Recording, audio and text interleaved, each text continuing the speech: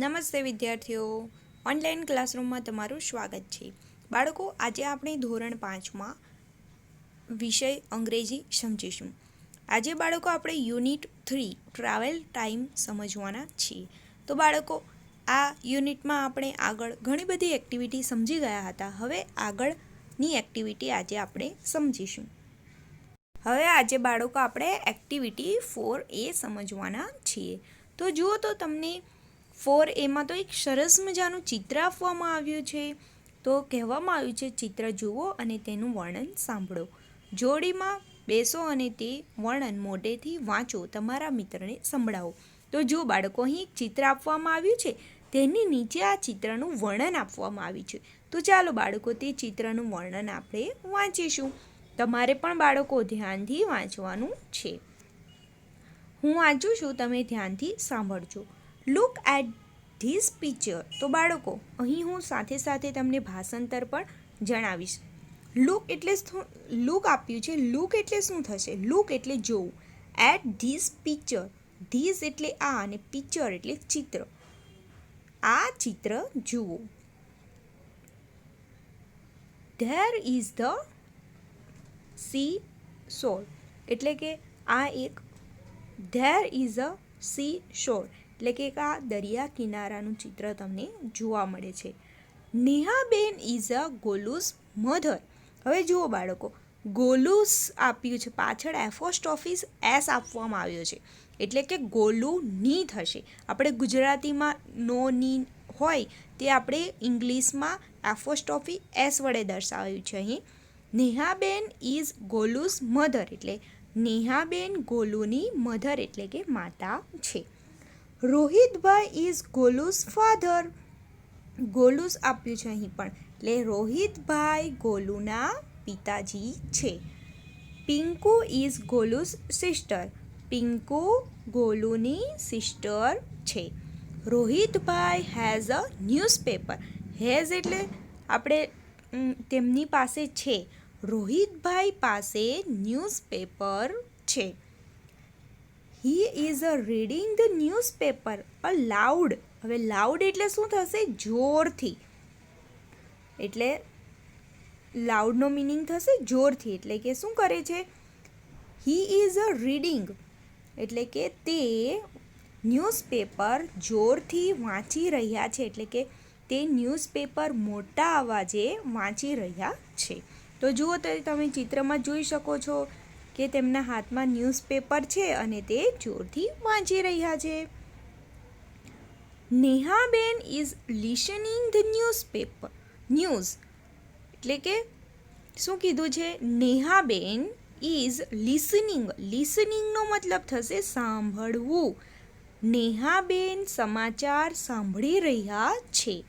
ત્યારબાદ આપ્યું છે સી હેઝ અ બાસ્કેટ. હવે જુઓ, ચિત્રમાં તમે અહીં જોઈ શકો છો, તેની પાસે બાસ્કેટ છે.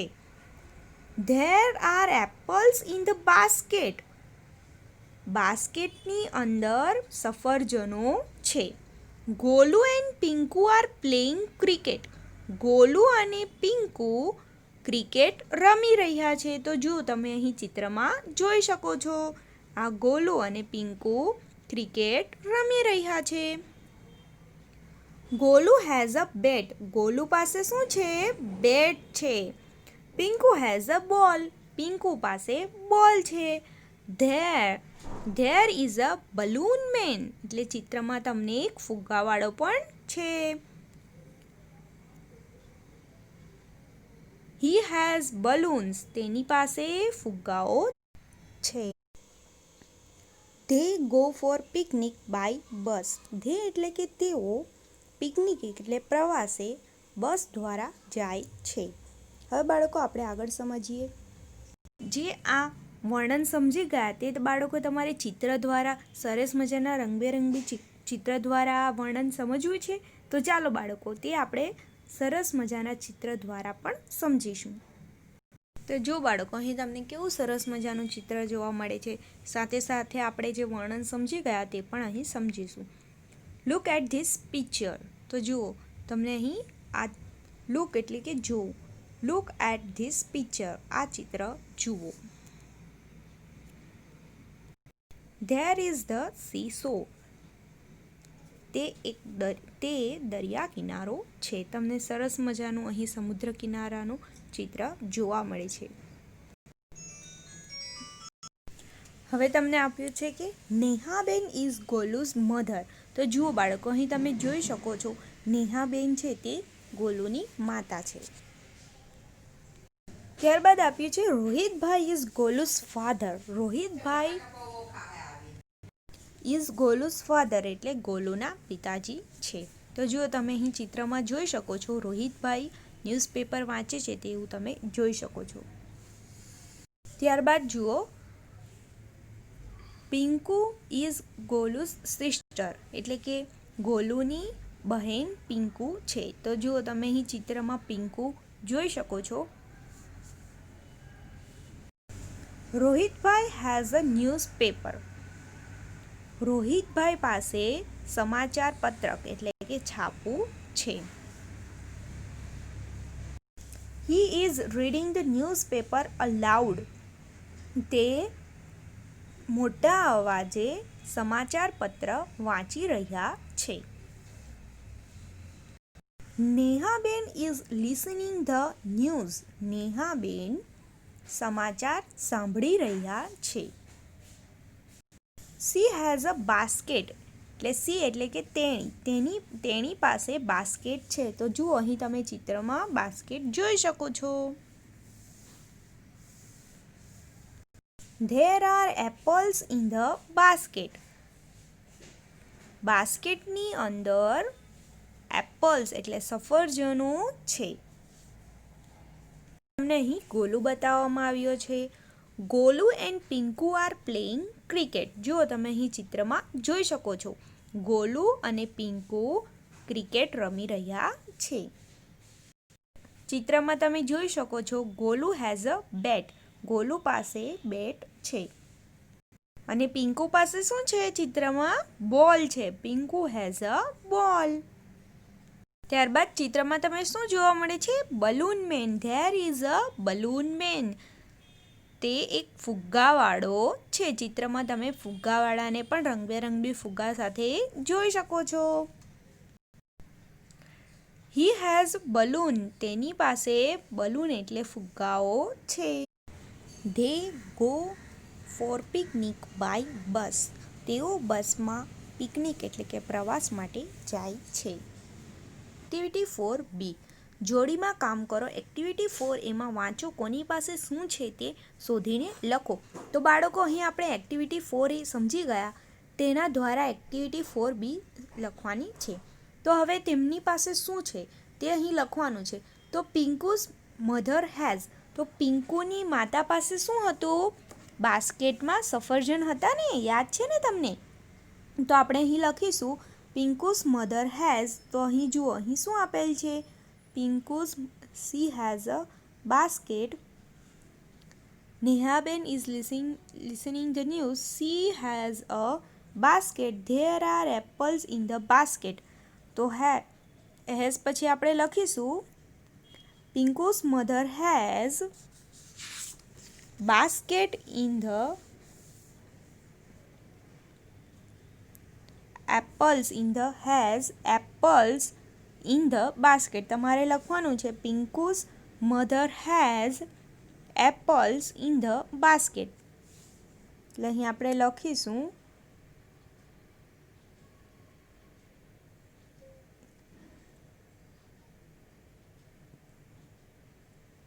APPLES. વધારે એપલ છે ને, એપલ્સ ઇન ધ બાસ્કેટ. તમારે એ જ લીટીમાં બાસ્કેટ પણ લખવાનું છે. અહીં જગ્યા નથી એટલે હું નીચે લખું છું. ત્યારબાદ આપ્યું છે કે પિંકુઝ ફાધર હેઝ. હવે તેના પિતાજી પાસે શું હતું? આપણે આગળ ફકરામાં સમજી ગયા કે તેના પિતાજી પાસે શું છે? રોહિતભાઈ હેઝ અ ન્યૂઝપેપર એટલે કે પિંકુના પપ્પા પાસે હેઝ અ ન્યૂઝપેપર એટલે તેની પાસે શું છે? ન્યૂઝપેપર છે. તો આપણે અહીં લખીશું પિંકુઝ ફાધર હેઝ ન્યૂઝપેપર. તો અહીં આપણે લખીશું ન્યૂઝપેપર.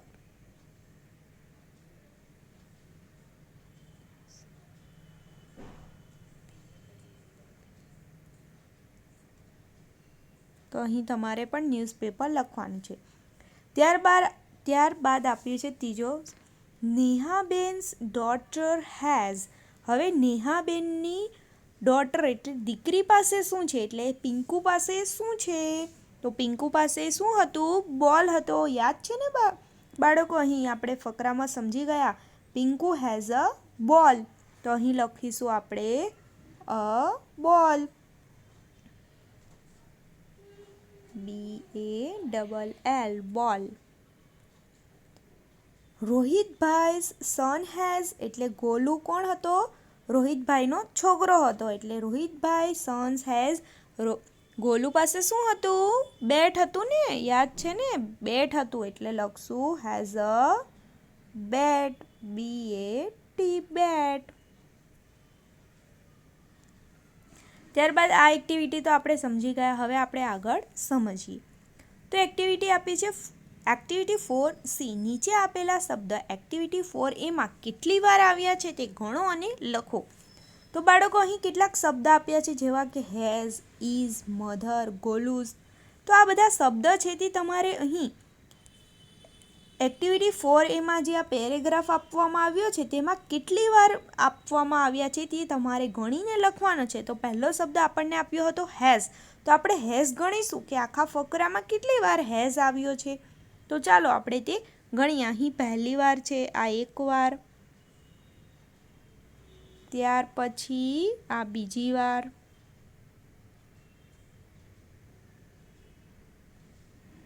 પછી 3, 4 ને 5. એટલે આ ફકરામાં હેઝ 5 વાર આપવામાં આવ્યો છે. તો બાળકો તમારે પણ અહીં ગણવાનું છે અને આપણે ગણી ગયા. તો અહીં મેં 5 લખું છું. આ જ રીતે બાળકો તમારે is, mother, Golu's, there, Pinku, C અને આર આ બધા શબ્દ ફકરામાં ગણવાના છે અને પછી લખવાના છે, જે રીતે આપણે હેઝ ગણીને લખ્યો તે રીતે. હવે આપણે આગળ સમજીએ એક્ટિવિટી 4D. તો અહીં તમને શું આપવામાં આવ્યું છે કે નીચે આપેલા વર્ણથી શરૂ થતા અક્ષરો એક્ટિવિટી 4Aમાં શોધી કાઢો અને લખો અને નવા પણ ઉમેરો.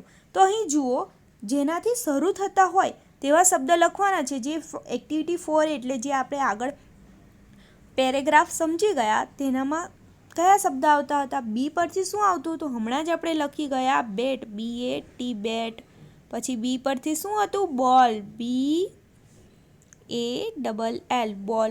તો આ જ રીતે બાળકો જે બીજા પણ શબ્દ છે તે તમારે શોધીને લખવાના છે અને બીજા પણ બી પરથી શબ્દ તમે ઉમેરી શકો છો. ત્યારબાદ તે જ રીતે તમારે સી પરથી લખવાના છે, એસ પરથી, ટી પરથી, આઈ પરથી અને એન પરથી પણ શબ્દ લખવાના છે અને નવા શબ્દ પણ તમે ઉમેરી શકો છો. હવે આપણે આગળ સમજીએ એક્ટિવિટી 4E. સમૂહમાં કામ કરો. એક્ટિવિટી 4Aના આધારે પ્રશ્નના જવાબ લખો. તો બાળકો અહીં તમને સવાલ જવાબ પૂછવામાં આવ્યા છે. હુ હેઝ અ બેટ. હુ એટલે શું થશે? હુ એટલે કોણ. હુનો મતલબ થશે કોણ. હુ હેઝ અ બેટ એટલે કે બેટ કોની પાસે હતું? તો આપણે જે એક્ટિવિટી 4A સમજી ગયા તેમાં તમને યાદ હશે ને, બેટ કોની પાસે હતું? ગોલુ પાસે હતું. તો આપણે શું લખીશું? ગોલુ હેઝ અ બેટ. તો અહીં તમારે આખા વાક્યમાં લખવાનું Golu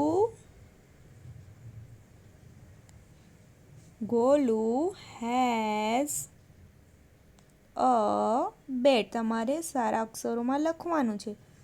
Golu has a bat. ત્યારબાદ પૂછ્યું છે કે હુ ઇઝ ગોલુઝ મધર. ગોલુની મમ્મી કોણ છે? એટલે અહીં ગોલુની મમ્મી કોણ છે એટલે તેનું નામ પૂછ્યું છે. તો નામ શું આપ્યું હતું ગોલુની મમ્મીનું? નેહાબેન. તો નેહાબેન ઇઝ ગોલુઝ મધર. તો આપણે અહીં લખીશું. તમારે પણ નોટબુકમાં સવાલ જવાબ બંને લખવાના રહેશે. નેહાબેન ઇઝ ગોલુઝ મધર.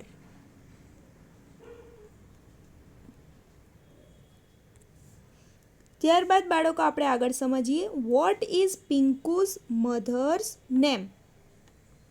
હવે તમને એવો પ્રશ્ન પૂછ્યો છે કે what is Pinku's mother's name, એટલે પિંકુની માતાનું નામ શું છે? તો એમાં પણ શું આવશે? પિંકુની માતાનું નામ પણ શું છે? નેહાબેન. તો અહીં આપણે જવાબ એમ લખીશું પિંકુઝ મધર નેમ ઇઝ નેહાબેન. તો ચાલો તે આપણે લખીએ.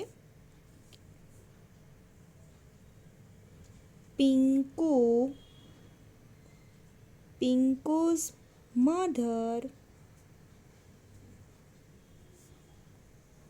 મધર્સ નેમ ઇઝ, તમારે સીધો જ લખવાનો છે, નેમ ઇઝ નેહાબેન.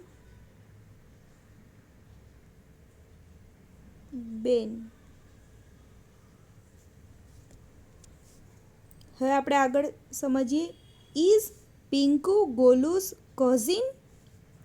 હવે એવો પ્રશ્ન પૂછ્યો છે કે ઇઝ, શું પિંકુ એ ગોલુની કઝિન સિસ્ટર છે?